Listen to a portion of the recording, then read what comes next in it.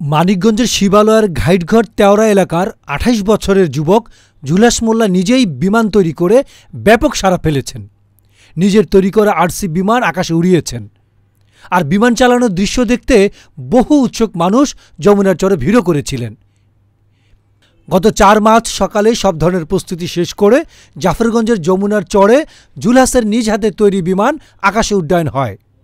এ তো পুরনো খবর, কিন্তু এখন এই ইলেকট্রিক মিস্ত্রি জুলহাস মোল্লাকে নিয়ে কি ভাবছেন সাধারণ মানুষ, তাই জানাচ্ছেন আমাদের সহকর্মী শাহজাহান সিরাজ।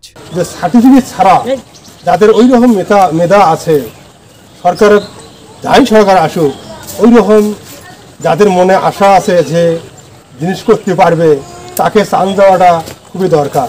সার্টিফিকেটে যা করতে পারছে না, সার্টিফিকেট ছাড়া মেধা দিয়ে তো তা করতে পারছে। সার্টিফিকেটের দাম কি?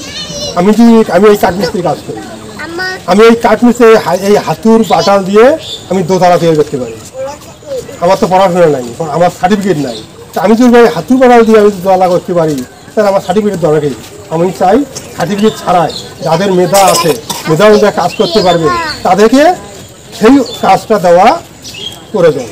জুলহাসের মতো আরও জুলহাস, হাজারো হাজারো জুলহাস জন্ম নেয়। যে এইসব ইঞ্জিনিয়ারকে সুযোগ দেওয়া দরকার। তার লেখাপড়া থাক না থাক, সে যদি ইঞ্জিনিয়ারিংভাবে হাতে প্র্যাকটিক্যালে যদি সে ইঞ্জিনিয়ার, তার সঙ্গে তো একজন বড় অফিসারও এবং বড় ইঞ্জিনিয়ারও তার সাথে পারবে না। এবং হাতে কলমে, হাতে আর ও হলো কলমে। কিন্তু আমরা দেখতে চাই যে সরকারি বড় বড় দপ্তরগুলো কিন্তু বড় বড় বিশাল বিশাল টাকার অঙ্ক খরচ করে বিদেশে যাচ্ছে, প্রশিক্ষণ নিচ্ছে। কিন্তু আমাদের এই ইলেকট্রিক মিটারের কাছে কেউ ওরাই এখন প্রশিক্ষণ নেই। আমরা চাচ্ছি এইটা, আমরা বিদেশ আর যাইতে চাই না। জুলহাসকে দেখছি তার উপর আরও ইনভেস্ট করা হোক। বর্তমান যে উপদেষ্টা রয়েছেন, পরবর্তীতে আমাদের সরকার আসবেন, যে সরকারই আসুক না কেন, তাকে যেন বিমান চালানোর অথবা বিমান তৈরি করার, বাংলাদেশি একটা ব্র্যান্ড বিমান তৈরি করার জন্য তাকে ফ্যাসিলিটি প্রদান করা হয় এবং সে যেন তার কাজকে আরও এগিয়ে নিয়ে যেতে পারে। কারণ অর্থ ছাড়া তো কোনো কিছুই সম্ভব না। মূল্যায়ন, সার্টিফিকেটের মূল্যায়ন থাকতে হবে, কিন্তু সবথেকে বেশি মূল্যায়ন দিতে হবে আমাদের দক্ষতা।